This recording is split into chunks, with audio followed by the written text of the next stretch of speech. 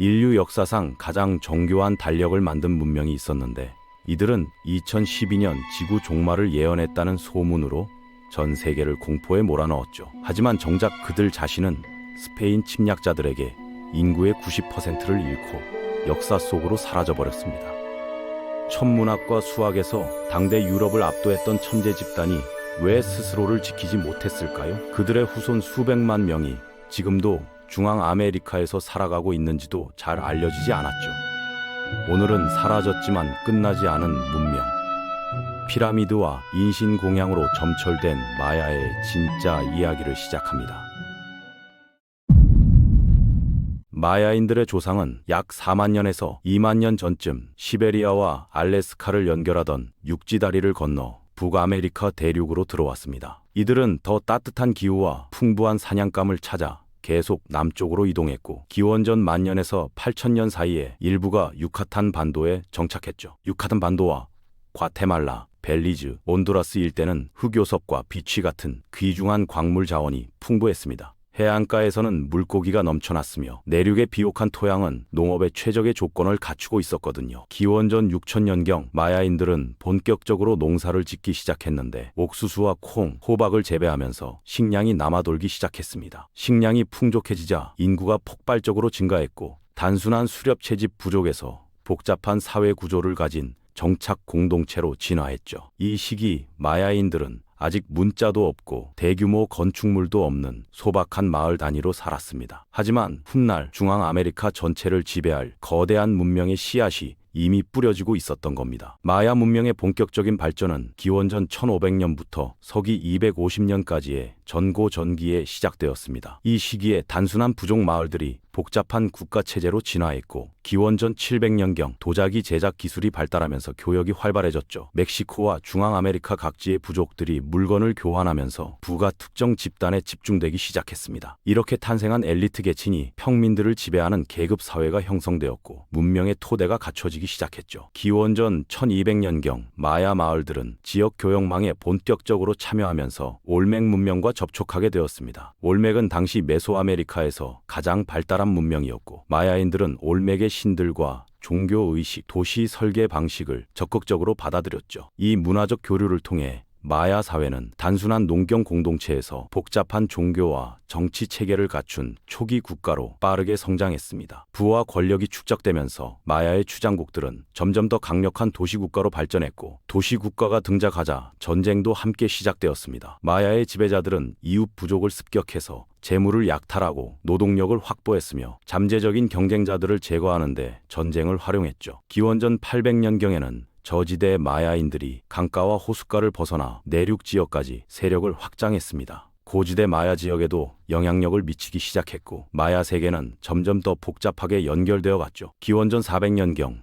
마야 역사상 최초의 진정한 국가들이 등장했는데 카미날 후유와 에우흑스테, 에미라도르가 대표적이었습니다. 이들 국가는 전쟁과 교역을 통해 부를 축적했고 그 부를 바탕으로 거대한 신전과 피라미드를 건설하기 시작했죠. 특히 엘미라도르에 세워진 라단타 피라미드는 높이가 72m에 달해서 고대 메소아메리카 최대의 건축물이었습니다. 이 피라미드는 수만 명의 노동력을 동원해서 수십 년에 걸쳐 완성한 경이로운 구조물이었죠. 하지만 초기 마야 국가들의 번영은 오래가지 못했는데 국가들 사이에 끊임없는 전쟁과 내부 반란이 계속되었기 때문입니다. 여기에 화산 폭발로 인한 자연재해와 인구 증가로 인한 토양 고갈까지 더해졌고 서기 150년경 초기 마야 문명은 심각한 위기에 빠졌죠. 태평양 연안과 고지대의 마야 도시들이 쇠퇴하기 시작했고 한때 찬란했던 엘미라도르도 결국 버려진 도시가 되고 말았습니다. 초기 문명의 중심지였던 태평양 연안이 쇠퇴하자 마야 문명의 중심은 저지대로 이동했는데 이때부터 마야의 황금기가 시작되었습니다. 엘미라도르가 몰락한 자리를 대신해서 티칼이라는 도시가 새로운 강자로 떠올랐고 이 도시는 과테말라 북부 밀림 한가운데에 있었죠. 티칼의 인구는 전성기에 10만 명에 달했는데 이는 당시 유럽의 웬만한 도시보다 큰 규모였습니다. 주변 지역에 강력한 영향력을 행사하는 제국으로 성장했고 마야 세계의 새로운 중심이 되었죠. 마야 황금기의 가장 흥미로운 이야기는 티칼과 칼라크물이라는 두 초강대국 사이의 치열한 패권 경쟁입니다. 이 라이벌 관계는 수백 년 동안 지속되었고 두 도시는 주변의 작은 국가들을 자기 편으로 끌어들이며 동맹 네트워크를 구축했죠. 서로의 동맹국을 공격하거나 빼앗는 대리전을 벌이기도 했는데 마치 현대의 냉전을 보는 것 같았습니다. 결국 칼라크물이 티칼을 상대로 대규모 전쟁에서 승리했고 마야 세계의 새로운 패권국으로 떠올랐죠. 티칼은 한동안 약소국으로 전락하게 되었지만 훗날 다시 부활해서 칼라크물에 복수하는 드라마틱한 역사가 펼쳐집니다. 마야의 황금기는 단순히 정치적 패권 다툼만 있었던 게 아니라 문화와 학문이 눈부시게 발전한 시기이기도 했습니다. 마야인들은 천문학에서 놀라운 업적을 이루었는데 맨눈으로 관측해서 금성의 공전 주기를 584일로 계산했죠. 이는 현대 과학이 측정한 값과 거의 일치하는 수준이었고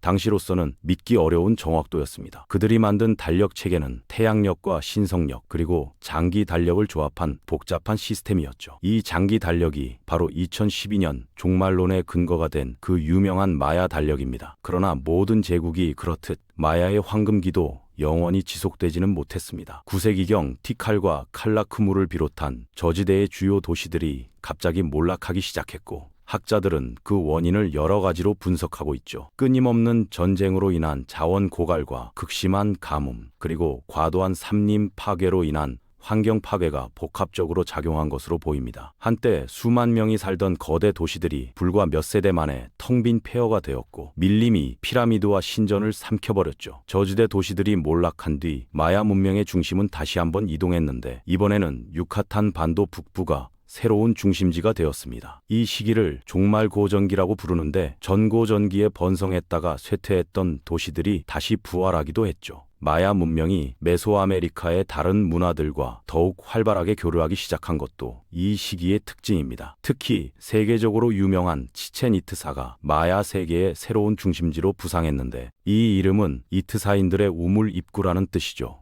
치첸이트사는 유카탄 반도 북부에 위치해서 해상 무역에 유리한 지리적 이점을 가지고 있었습니다. 이를 바탕으로 메소아메리카 전역을 연결하는 교역 네트워크의 중심지가 되었고 막대한 부를 축적할 수 있었죠. 카카오와 소금, 흑요석, 비취 같은 귀중한 상품들이 치첸이트사를 거쳐갔습니다.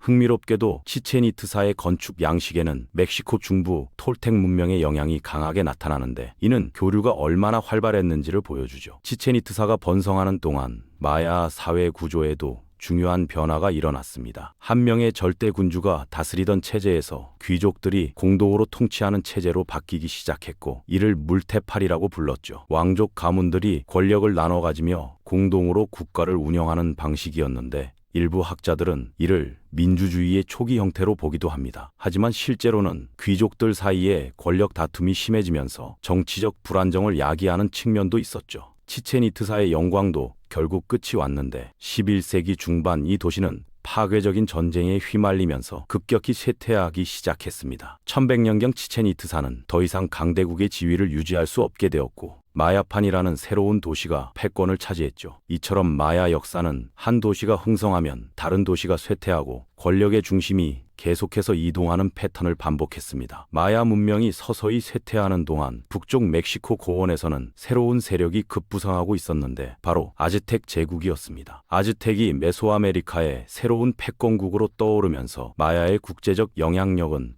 점점 더 줄어들었죠. 한때 찬란했던 마야 도시들은 과거의 영광을 잃어가고 있었고 바로 이 시점에 운명적인 재앙이 바다 건너에서 다가오고 있었습니다. 1519년 스페인의 정복자 에르난 코르테스가 멕시코에 상륙했고 불과 몇 년 만에 아즈텍 제국을 무너뜨렸습니다. 아즈텍의 마지막 황제 몬테수마는 모든 마야 도시 국가들에게 스페인에 맞서 연합하자고 제안했지만 마야인들은 단결하지 못했죠. 오랜 분열과 내분으로 지쳐있던 마야인들에게 공동의 적에 맞서 싸울 힘이 남아있지 않았던 겁니다. 1530년경 과테말라 고지대와 태평양 연안의 마야 국가들이 차례로 스페인에 정복당했습니다. 유카탄 반도의 마야인들만이 아직 독립을 유지하고 있었고 이들은 1527년부터 스페인 침략군에 맞서 용감하게 싸웠죠. 1535년에는 스페인군을 완전히 격퇴하는 놀라운 승리를 거두기도 했지만 스페인은 포기하지 않았습니다. 본국에서 계속 지원군과 물자를 보내왔는데 마야인들은 이 끊임없는 물량 공세를 감당하기 어려웠죠. 1546년 마지막 대규모 저항이 진압되면서 유카탄 반도 전체가 스페인의 지배 아래 들어갔습니다. 1000년 이상 이어져 온 마야 문명의 독립적인 역사는 이렇게 끝이 났고 찬란했던 제국은 식민지로 전락했죠.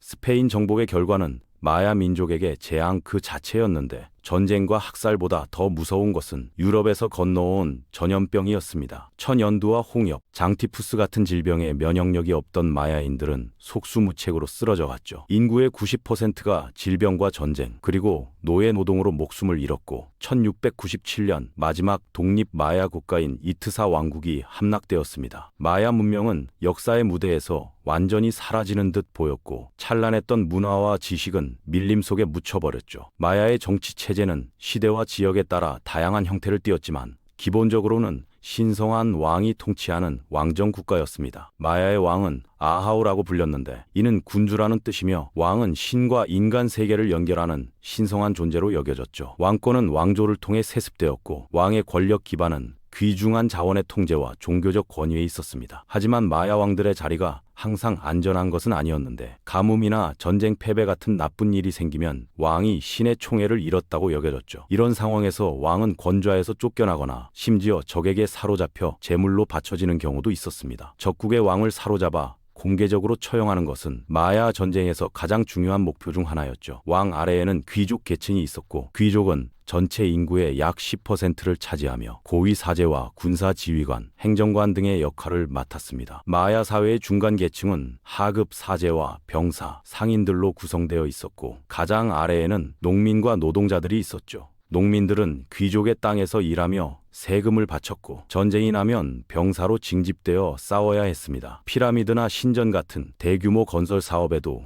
노동력을 제공해야 했는데 이런 부역이 없었다면 마야의 거대한 건축물들은 존재할 수 없었을 거예요. 전쟁은 마야 사회에서 매우 중요한 역할을 했는데 단순히 영토 확장이나 자원 확보만을 위한 것이 아니었습니다. 마야의 왕들은 스스로를 위대한 전사로 표현했고 허리띠에 적의 머리를 달고 다니는 모습으로 묘사되기도 했죠. 전쟁의 가장 중요한 목적 중 하나는 적의 귀족이나 왕을 사로잡아 신에게 제물로 바치는 것이었습니다. 이런 고위급 포로의 희생은 신들을 기쁘게 하고 왕의 권위를 높이는 데 필수적이었죠. 마야 군대의 최고 지휘관은 왕이었지만 실제 전략과 전술을 담당하는 사람은 나콤이라고 불리는 군사 참모였습니다. 나콤은 군대를 소집하고 조직하며 전투 계획을 세우는 역할을 했고 전쟁이 끝나면 물러났다가 다음 전쟁 때 다시 임명되었죠. 장교는 귀족 계층에서만 선발되었지만 일반 병사들은 평민이나 중간 계층에서 징집되었습니다. 마야 전사들이 사용한 주요 무기 중 하나는 아틀라틀이라고 불리는 투창기였는데 이걸 사용하면 창을 45m 이상 정확하게 던질 수 있었죠. 그 외에도 흑요석 날이 달린 창과 도끼, 곤봉 등이 사용되었고 방패와 솜으로 만든 갑옷으로 몸을 보호했습니다. 마야의 전투 방식은 밀림 지형 때문에 정형화된 대형을 유지하기 어려웠고 먼저 투창과 화살을 퍼부은 뒤 백병전으로 돌입했죠. 마야 전쟁의 목적은 크게 세 가지였는데 영토 확장과 교역로 확보, 노동력이 될 포로 확보, 그리고 신에게 바칠 재물을 얻는 것이었습니다. 특히 전쟁 포로 중 귀족이나 왕은 공개적인 의식에서 희생되었는데 이런 인신 공양 의식은 마야 종교에서 핵심적인 부분이었죠. 마야인들은 인간의 피, 특히 고귀한 신분의 피가 신들을 먹여 살리고 우주의 질서를 유지한다고 믿었습니다. 종교는 마야 생활의 모든 측면에 깊이 스며들어 있었는데 농사에서 전쟁, 건축에서 일상생활까지 영향을 미쳤죠. 마야의 왕은 동시에 최고 사제의 역할을 했고 직접 의식을 집행하며 신들에게 제물을 바쳤습니다. 제물 중 가장 귀한 것은 인간의 피였는데 인신공양은 새로운 왕의 즉위나 신전 봉헌 같은 특별한 행사에 주로 행해졌죠. 전염병이나 가뭄 같은 재난이 닥쳤을 때도 신의 노여움을 달래기 위해 희생의식이 거행되었습니다. 마야인들은 다신교를 믿었는데 신들의 이름이 250개가 넘을 정도로 수많은 신들을 숭배했습니다. 가장 높은 신은 이트삼나라고 불렸는데 이 신은 창조주이자 하늘과 낮의 신이었으며 문자와 달력을 인간에게 선물한 존재였죠. 마야인들은 우주가 상계와 중계, 하계의 세 층으로 이루어져 있다고 믿었습니다. 상계에는 신들이 살고 중계는 인간 세상이며 하계인 시발바는 죽음의 신들이 다스리는 지하 세계였죠. 스페인 정복자들이 마야 문명을 완전히 말살했다고 생각하기 쉽지만 실제로는 그렇지 않습니다. 정복 이후 살아남은 마야인들은 스페인식 정착촌에 강제로 이주당했고 가톨릭으로 개종하라는 압력을 받았죠. 하지만 마야인들은 표면적으로는 가톨릭을 받아들이면서도 자신들의 전통 신앙과 관습을 몰래 유지했습니다. 시간이 지나면서 가톨릭과 마야 전통이 독특하게 혼합된 종교 문화가 형성되었죠. 오늘날에도 약 700만 명의 마야 후손들이 멕시코 남부와 과테말라, 벨리즈, 온두라스, 엘살바도르에 살고 있습니다. 이들 중 상당수는 아직도 마야어를 사용하고 전통 의상을 입으며 고유한 문화를 지켜나가고 있죠. 물론 현대 마야인들의 삶이 순탄하지만은 않은데 열대우림 파괴로 전통적인 생활 터전이 사라지고 있고 많은 공동체가 빈곤에 시달리고 있습니다. 반면 치첸이트사와 티칼 같은 고대 유적지는 세계적인 관광 명소가 되어 수백만 관광객을 끌어들이고 있죠. 이 관광 산업이 일부 마야인들에게 생계 수단을 제공하지만 동시에 상업화로 인한 문화 왜곡이라는 새로운 고민거리도 생겨났습니다. 마야 문명이 남긴 유산은 피라미드와 관광지를 훨씬 넘어서는데 그들이 개발한 수학 체계는 영의 개념을 포함한 세계 최초의 체계 중 하나였죠.